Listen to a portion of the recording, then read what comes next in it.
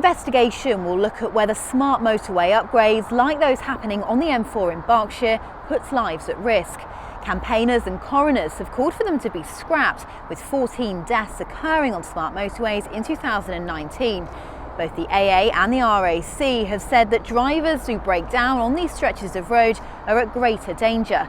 The AA president, Edmund King, says drivers are at the mercy of the red X, which closes a lane, appearing in time to avoid an accident. The people that know the area, it's on a crossroads, as you said, with Upton Lane and Lambton Hill. That's along a really busy road. It's the A4, joins Reading and Newbury. At the moment, there's a steam watch still in place. Both of those roads off of the A4 are closed. The A4 itself has reopened. In the last few minutes that I've been here, additional police vehicles have turned up. There's now a police van, and I've seen forensics coming and going. Today, Forbury Gardens is quiet. Being here, you can sense the shared feeling of sadness and grief at what happened in a secluded and otherwise peaceful part of the town centre. The park's been closed for 3 weeks since the 20th of June, the night 3 friends who were sat enjoying the weather in the park were stabbed and died, whilst 3 other men were injured. Now that the gardens have reopened, Reading Borough Council is encouraging people to visit in their own time for a period of quiet reflection and to pay their respects to James Furlong, Joe Ritchie Bennett and David Wales. The cortège will leave just before 11 o'clock, passing Highdown School where Ollie was a pupil, through Caversham Village and to the Reading Crematorium. On All Hallows Road, Ollie's car will slow down so that single red roses can be thrown onto the bonnet. It's expected many people will also wear red, as it was Ollie's favourite colour. Later, after the service, the family will move the floral tributes here and illuminate the area with tea light candles.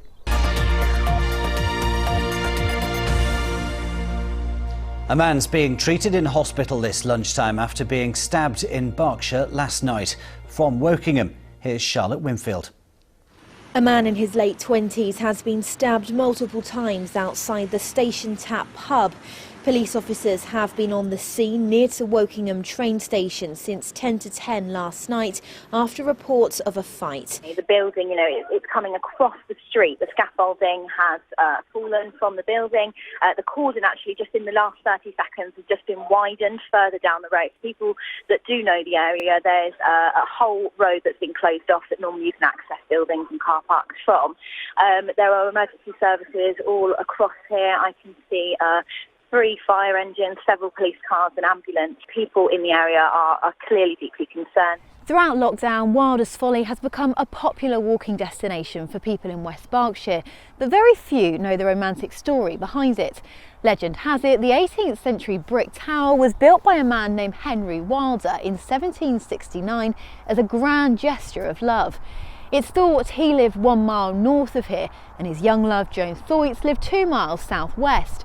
The pair could both see the building from their respective houses, and the grand gesture obviously worked, as the pair married in the June of that year and went on to have 11 children.